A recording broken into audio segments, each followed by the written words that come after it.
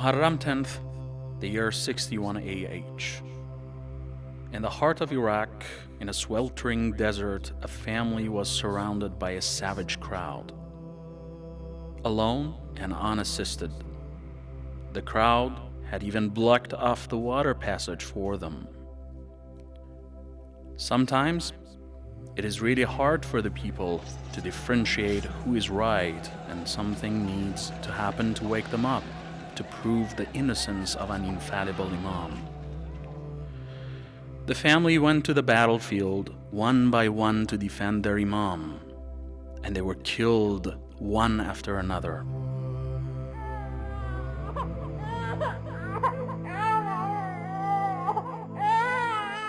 Until there were no more left except one, an infant, who was crying of thirst. They didn't even show any pity for that infant.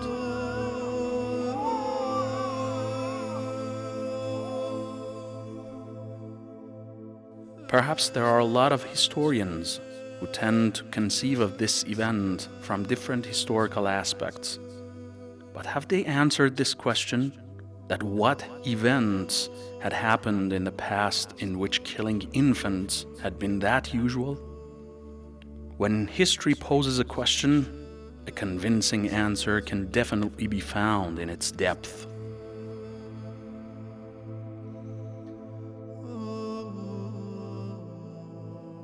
"50 years ago, Medina, Hejaz Peninsula. A few days after the demise of the last divine prophet, some things were happening. Some of the so-called companions took the situation in hand, and they were not to leave the prophet's daughter unharmed. People who hold a grudge against the Messenger of Allah considered the breaking into his daughter's house the best way to satisfy themselves. And that was the time when the great tragedy happened, the one which was not that much far-fetched. Some people believe that these attacks, which definitely were more than once, happened for the sake of Islam. And here was the first time that another infant showed up, clarifying the truth. As a result, the sound of heartbeat of another baby faded away. The baby who was named Mohsen by the Messenger of Allah, and the people had heard about him.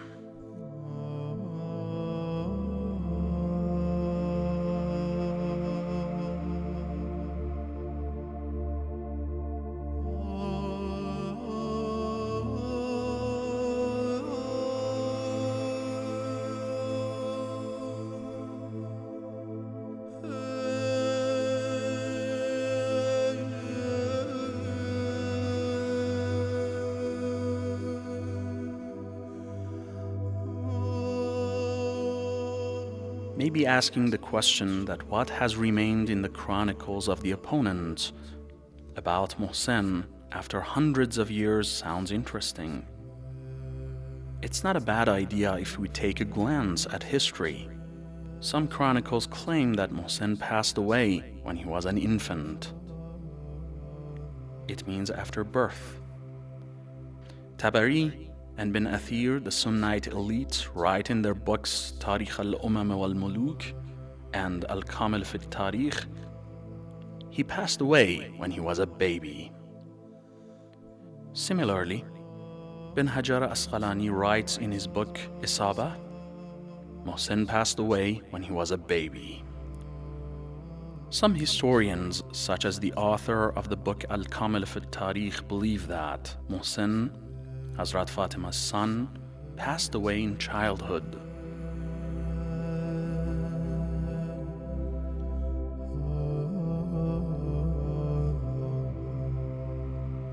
Such remarks by historians requires consideration, as they sometimes dedicate several chapters of their books on unimportant topics, such as the number of the Prophet's horses and camels, or the number of his milch and non-milch goats, and things like these.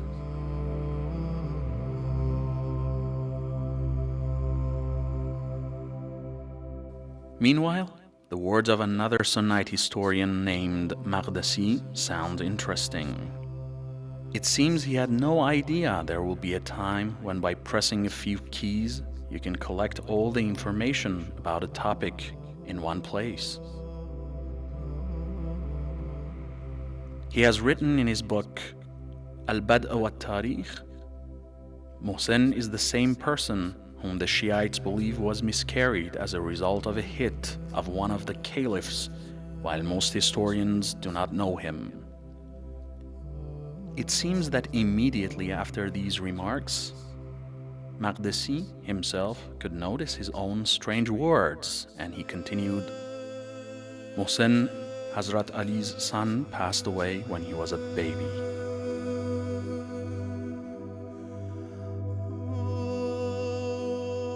Some other Sunnite elites write, Mohsen, the Messenger of Allah's grandson, passed away immediately after birth, or when he was an infant. Some of these historians, like Ibn Hazm Andalusi, writes in his book Ansab al-Arab, Mohsen passed away immediately after his birth. While a person named Badakhshani, who is another historian, writes in his book Nazal al-Abrar, Mohsen passed away in his infancy. Definitely, you have noticed that there have been many contradictions about the time of Mohsen's death so far. But the question is, what could be important in hiding this time? Maybe the coincidence of his time of death, which was only a short time after the Messenger of Allah's demise, reminds of an insulting event.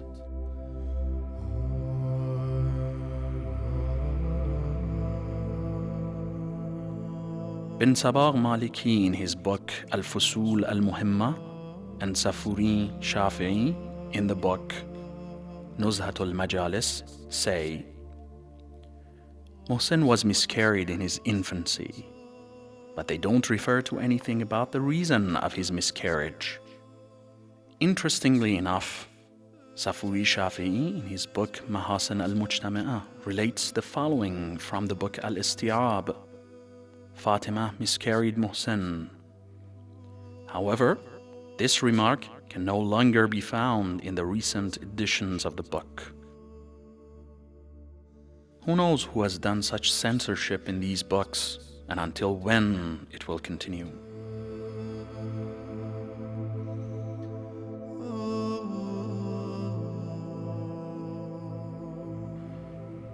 Also, Ben Batrir in the book Umdat Uyun says, Fatima miscarried a son after the Messenger of Allah's demise, the son who had been named Mohsen by the Prophet while he was still a fetus.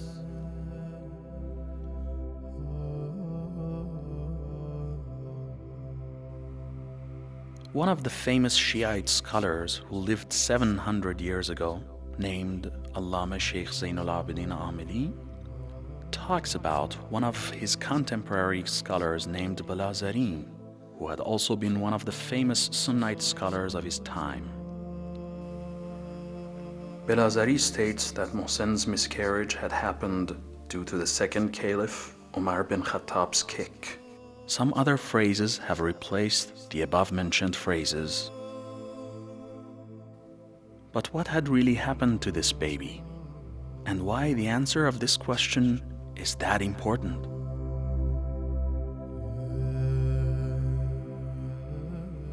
In order to answer this question, we will retell a story for you. Maybe it could be useful. In the time of the Messenger of Allah and while Muslims were migrating to Medina, one of the Messenger of Allah's stepdaughters named Zainab was surrounded by a vicious group, and once one of them frightened her with a spear, Zainab miscarried the baby in her womb. After this event, the Prophet condemned the baby's murderer to death. This story is well known among all Muslims.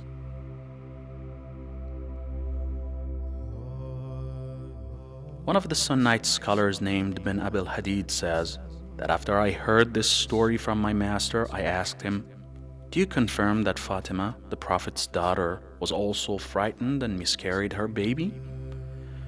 And he answered, "I don't confirm it, but I don't deny it." And he fell silent. Ibn Hajar, in the book Lisan al-Mizan, blames another Sunnite historian named bin Abi Zarim and calls him untrustworthy just because he has named the one who caused Mohsen's miscarriage. The book Manaqib al-Abi Talib also states contemplative sentences about Mohsen's murder from one of the Sunnite scholars named Dinwari in the 6th century AH. And considering the similar documents, one can realize that the same mentioned sentences had been there in Ben Ghatiba's book up to 7th century AH. But some repetitive sentences have been replaced now. It seems some people had been trying to reduce the volume of these books, maybe because of their bulkiness. Ibrahim bin Sayyar bin Hani, the Sunnite philosopher and the founder of the cult of Nizamiyeh, is another Sunnite alim who confesses that Mohsen was murdered by the second caliph Umar bin Khattab's kick. And because of that, Shuhristani and Safadi, two other Sunnite alims, call him untrustworthy. However, he lived 300 years before them and had more access to historical clues. All over the world, there are many people who still long to find out the truth. Sometimes one baby who has not been born yet makes people understand the facts, which many people all around the world are trying so hard using all facilities to make other people understand. Sometimes some people hide the truth because of the grudge or fear, but the truth always prevails.